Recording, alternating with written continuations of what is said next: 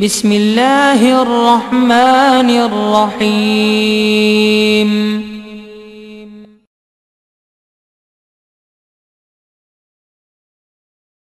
Selfie educational and welfare society کے زیر اہتمام چوتھی سالانہ سیرت امام الانبیاء صلی اللہ علیہ وسلم کانفرنس وادی نیلم آزاد کشمیر۔ وادی نیلم جنت نظیر آزاد کشمیر کا نہایت خوبصورت سرسبز و شاداب اور پھلوں کے باغات سے مالا مال ایک رومانوی خطہ ہے، بلکہ اسے وادی کشمیر کا دل کہا جائے تو بے جانا ہوگا، مگر 250 کلومیٹر کی پٹی پر مشتمل یہ حسین وادی عرصہ دراز سے اہل توحید اور کتاب و سنت کے مرکز سے محروم تھی۔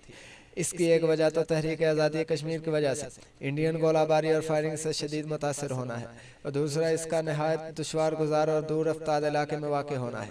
2005 کے تباہ کن زلزلے کے بعد غیر ملکی NGOs نے امداد کی اہل نیلم کے ایمان اور عقیدے پر ضربے کاری لگائی، تو اس کے رد عمل میں ضلع نیلم کی معروف شخصیت محترم جناب قاری قمر الدین عثمانی صاحب اور ان کے رفقا نے ضلع نیلم میں مستقل سالانہ 2 روزہ سیرت امام الانبیاء صلی اللہ علیہ وسلم کا سلسلہ شروع کیا، جس میں پاکستان اور آزاد کشمیر سے نامور علماء کرام اور خطباء اعظام کے علاوہ بیرون ملک سے بھی مہمانان گرامی کو مدعو کیا جاتا ہے، جس کے مختلف سیشن مختلف مقامات پر منعقد ہوتے ہیں، اور امسال چوتھی کانفرنس 2011 آپ کی خدمت میں پیش ہے۔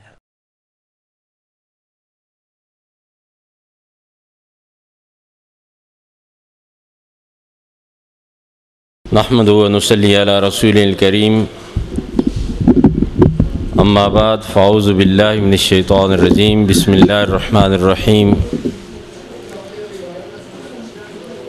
والعصر ان الانسان لفی خسر الا الذین آمنوا وعملوا الصالحات وتواصوا بالحق وتواصوا بالصبر۔ قابل احترام بزرگوں، بھائیوں، یہ کانفرنس خاتم الانبیاء صبح سے شروع ہے، اور آپ بھی مختلف اکابر بزرگوں خطباء کی تقاریر سن چکے ہیں۔ میں نے آپ کے سامنے سورۃ عصر تلاوت کی ہے۔ اس کی پہلی آیت میں اللہ تبارک و تعالی نے تمام انسانوں کو مخاطب کر کے فرمایا کہ زمانے کی قسم ان الانسان لفی خسر، انسان خسارے میں ہے۔ سارے کے سارے خسارے میں وہ خسارے سے بچنے والے ہیں جو ایمان لائے۔ آپ نے آج جتنی بھی تقاریر سنی ہیں توحید پہ، خاص کر علامہ عبداللہ ناصر رحمانی صاحب نے جو توحید پہ اور اعمال پہ خطاب کیا، وہ ساری کانفرنس اگر نہ سنتے وہ بھی کافی تھا، لیکن دیگر علماء کرام نے بھی بڑی اچھی تقاریر کی ہیں۔ تو خسارے سے بچنے کے لیے سب سے بنیادی چیز ہے عقیدے کا درست ہونا، ایمان کا ہونا، ایمان کامل، یقین اللہ پہ۔ اس سلسلہ میں آپ سن چکے ہیں کہ ایک مومن کا ایمان کیسا ہونا چاہیے۔ پھر دوسری تقاریر جو ہوئی ہیں وہ اعمال پہ ہوئی ہیں، وَعَمِلُوا الصَّالِحَاتِ، اعمال پہ ہوئے۔ اعمال اللہ کے ہاں وہی قبول ہوں گے جو پیارے نبی حضرت محمد مصطفیٰ صلی اللہ علیہ وسلم کی سنت کے مطابق ہوں گے۔ اس سے ہٹ کر اعمال کوئی بڑے سے بڑے انسان کا ایجاد کردہ ہو، وہ کوئی ردی کی ٹوکری میں، اس کی کوئی اہمیت نہیں ہے۔ یہ تو آپ سن چکے۔ اب تیسری بات جو ہے وہ یہ ہے کہ پیغمبر خدا حضرت محمد مصطفیٰ صلی اللہ علیہ وسلم نے ارشاد فرمایا ایک مرتبہ کہ میری جو گفتگو سنیں اور سننے کے بعد اس کو یاد کرنے کے بعد لوگوں تک، اپنے گھر تک پہنچایا جائے، اللہ تعالیٰ اس کو سرسبز و شاداب رکھے، اللہ تعالیٰ اس کے گھروں میں برکتیں اور خوشیوں سے عطا کرے گا جو یہ عمل اختیار کرے کہ وہ اس بات کو پہنچائے۔ آج جو باتیں سنی ہیں، میں اس لیے یہ کہہ رہا ہوں کہ ایک وقت تھا کہ قاری قمر الدین صاحب تنہا یہاں اس نیلم ویلی میں دعوت کے کام کو کرتے تھے، اور پھر اس کے بعد عصری صاحب سے ملنا اور علماء کو لانا، کوششیں محنتیں کرتے تھے۔ آج تو اللہ کا فضل ہے، تقریباً نیلم ویلی میں 10 کے قریب تو مساجد ہی ہیں اہل حدیث کی، اور مختلف مقامات پہ دعوت کا کام ہو رہا ہے۔ لیکن بات جو ہے کہ اس کانفرنس سے مراد یہ نہیں ہے کہ جو آپ آئیں آپ تک بات پہنچائی جائے، وہ تو آپ سنتے بھی ہیں، پڑھتے بھی ہیں۔ اس پیغام کو، اس بات کو اپنی مساجد میں اور اپنے گھروں تک، محلوں تک، علاقوں تک پہنچانے کی کوشش کریں۔ قرآن پاک کی میں جو تیسرا کامیاب ایمان والوں کے لیے بتلایا عمل، وہ یہ ایمان و عمل صالح کو دوسرے بھائیوں تک پہنچانا۔ اور پھر اگر یہ کہیں کہ حالات بڑے مشکل ہیں، یہ بھی کوئی بات نہیں ہے۔ آخری یہ ہے کہ اس راستے پہ ایمان، اعمال صالح اور دعوت کے راستے میں آنے والی مشکلات پہ صبر کرنا، تو آج کوئی مشکل نہیں ہے۔ آج تو اللہ کا فضل ہے کہ آپ ہر مقام پر اپنی دعوت کے کام، اپنی دعوت کو پہنچا سکتے ہیں، کام کر سکتے ہیں۔ اب تو اللہ کے فضل و کرم سے میدان ہی سارا آپ کے لیے خالی ہے، اس لیے کہ آج آپ نے نہیں دیکھا کہ بڑے بڑے جن پہ تکیے اور بھروسے تھے کہ یہ بڑے تبدیلیاں لانے والے لوگ ہیں، وہ بھی ایسی جماعتوں کے ساتھ اتحاد کر کے آگے آ رہے ہیں کہ ہمیں کچھ مل جائے۔ پتہ یہ چلا کہ گھر سے وہ بھی خالی ہے۔ آج انہوں نے بھی اتحاد کیا ہے، پتہ یہ چلا گھر سے وہ بھی خالی ہیں، کسی کا سہارا چاہیے۔ تو یہ سہارے دنیا میں تلاش کرنے والے بے شمار ہیں، لیکن اہل حدیث کا سہارا اللہ کی ذات پہ ہے، اور ہمیشہ عزت و وقار، عظمت انہی لوگوں کی ہے جن کا سہارا اور ایمان و یقین اس کی ذات پر ہو۔ تو میرے بھائیو، ایک تو یہ ہے کہ اس بات کو آج کوئی مشکل نہیں ہے کہ گھروں تک پہنچایا جائے، کوئی مشکل نہیں ہے۔ مشکل اس کو نہ سمجھیں، اس کام کو آگے بڑھانے کی کوشش کریں، فکر کریں، اور اقتدار اور عظمت، مال اور دولت کی لالچ نہیں ہونی چاہیے۔ یہ کوئی اہمیت، حیثیت ان کی نہیں ہے۔ محمد رسول اللہ صلی اللہ علیہ وسلم، مسند احمد میں ابن حبان نے ایک روایت اس میں آتی ہے کہ محمد رسول اللہ صلی اللہ علیہ وسلم کے پاس جبرائیل امی بیٹھے ہوئے تھے۔ ایک آسمان کی طرف سر اٹھایا اور ایک فرشتے کو دیکھنے کے بعد جبرائیل امی نے محمد رسول اللہ صلی اللہ علیہ وسلم سے فرمایا کہ یہ فرشتہ اوپر سے آ رہا ہے، اور زمین و آسمان کی تخلیق کے بعد یہ پہلی مرتبہ زمین پہ آ رہا ہے۔ اس سے پہلے زمین پہ نہیں آیا، پہلی مرتبہ زمین پہ آ رہا ہے۔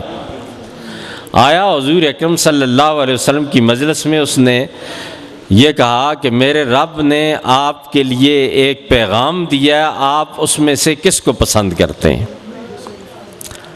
پیغام یہ ہے کہ محمد صلی اللہ علیہ وسلم سے پوچھیں، میں انہیں رسول اور بادشاہ دونوں دے دوں، کہ دنیا کے بادشاہ بھی ہوں اور رسول بھی ہوں؟ دیکھیں نا، ہوئے نا حضرت سلیمان۔ اور آج تو بادشاہ تو حکمرانی اس کے لیے جس کا کوئی پیچھے کا پتہ ہی نہیں ہے کہ گھر سے واپس آؤں تو اسمبلی والوں نے عدم اعتماد کیا ہوا، یہ حکمرانی بادشاہ تے نہیں مراد۔ وہ بادشاہ تو حکمرانی کہ ہوائیں اور جنات بھی مسخر ہوں، اور بلکہ یوں سمجھیے کہ محمد رسول اللہ صلی اللہ علیہ وسلم نے جو عاجزی میں زندگی اور ابدیت میں جو زندگی گزار کر یہ بتلایا کہ شہنشاہ اور سارے حکمران قدموں میں بھی بیٹھ جائیں، وہ عظمت ان کو نہیں مل سکتی۔ میرے بھائیوں، ایک تو یہ پیغام ہے رب کی طرف سے کہ آپ کو بادشاہ اور رسول بنایا جائے یا عبد اور رسول بنایا جائے۔ جبرائیل امین نے فرمایا حضور اکرم صلی اللہ علیہ وسلم کو آپ عاجزی کو، عبد کو کے لیے کہیں، بادشاہ تو حکمرانی کے لیے اللہ کے سامنے یہ نہ کہیں کہ مجھے بادشاہ اور اس کے ساتھ رسالت چاہیے۔ حضور اکرم صلی اللہ علیہ وسلم نے عبد کو پسند کیا، اور اسی لیے وہ دیکھیں نا آپ کتنا پیارا لفظ کہ ہر ایمان والا محمد الرسول اللہ صلی اللہ علیہ وسلم کی موجودگی اس وقت سے لے کر آج تک اور قیامت تک جب اس دائرہ اسلام میں داخل ہوتا ہے اشہد ان لا الہ الا اللہ و اشہد ان محمدً عبدہ و رسولہ. تو میرے بھائیوں عاجزی انکساری کے ساتھ اور آپ اس دعوت کو لوگوں تک پہنچائیں. اللہ کے فضل و کرم سے بڑے مواقع ہیں. آج دنیا میں کوئی بھی ایسا نہیں ہے. اور یہ جو سمجھتے ہیں نا کہ بڑی حکومتیں اقتدار ہیں اور قوتیں، یہ کچھ بھی نہیں ہے. یہ بیچاروں اندر سے دیکھیں یہ بالکل کھوکھلے ہیں. کیوں ہیں کھوکھلے؟ 60 سالوں میں اس ملک کا جو نظام جو بچے کے ذہن میں ایک بات ڈالی ہے وہ بالکل اس قوم کو کھوکھلا کر کے رکھ دیا. اس کے پاس کچھ بھی نہیں ہے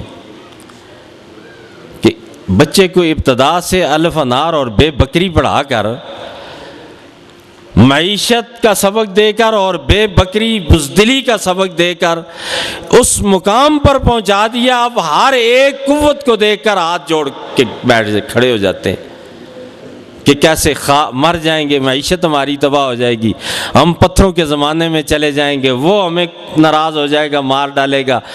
یہ الف انار اور بے بکری نے قوم کو اس مقام پر پہنچا دیا.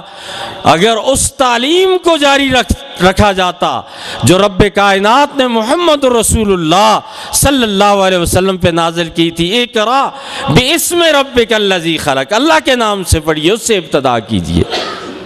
یہ الف سے اللہ کیوں نہیں پڑھاتے؟ یہ الف سے انار کیوں، معیشت کی سبق کیوں دیتے ہیں؟ اس لیے کہ الف سے اللہ پڑھنے والا وہ دلیر اور بہادر ایک پکا اور سچا مسلمان اس بے روپیوں کو ان کو قبول نہیں کرے گا. اس لیے اس کو پہلے معیشت کا سبق اور پھر بے بکری سے بزدلی کا سبق دے کر اس مقام پر پہنچایا جاتا ہے کہ اس کو کبھی تو ڈنڈا دکھا کر ڈرایا جائے گا اور کبھی اس کو معیشت دکھا کر ڈرایا جائے گا. اور پھر محمد رسول اللہ صلی اللہ علیہ وسلم کو اس کے آگے آتی ہے اقرا وربک الاکرم الذی، اقرا وربک الاکرم، کرم والے رب کے نام سے پڑھیے، اس پہ بھروسہ، اس پہ اپنے ایمان و یقین کامل اس پہ رکھ کر پڑھیے. تو محمد رسول اللہ صلی اللہ علیہ وسلم جو ہماری تعلیم یہ سلسلہ شروع ہوا تھا وہ یہ ہوا تھا، اور ہم کسی اور راستے پہ چل رہے ہیں. اللہ تعالیٰ اپنا فضل کرے پلٹ کر، ہو سکتا ہے ہم 50 60 یا 70 سالوں کے بعد پھر پلٹ کر آ جائیں، اور آہستہ آہستہ آ رہے ہیں. آج بھی پوری دنیا میں 65 ممالک اسلامی ممالک کا رعب نہیں ہے، اور اگر ہے تو چند ان اللہ والوں کا جو دین اسلام کے مطابق زندگی گزارتے ہیں ان کا رعب کفر کے سینوں میں ہے اور کانپتا ہے، پریشان ہے ان سے. اللہ تبارک و تعالی اس دعوت کو، جس دعوت کے لیے قاری صاحب نے اور بزرگوں نے محنت کی اور اللہ کے فضل و کرم سے اپنی زندگی میں اس باغ کو دیکھ رہے ہیں کہ یہ پھلتا اور پھولتا جا رہا ہے، یہ اللہ تعالی اسے تا قیامت جاری رکھے اور یہ سلسلہ جاری رہے. وآخر دعوانا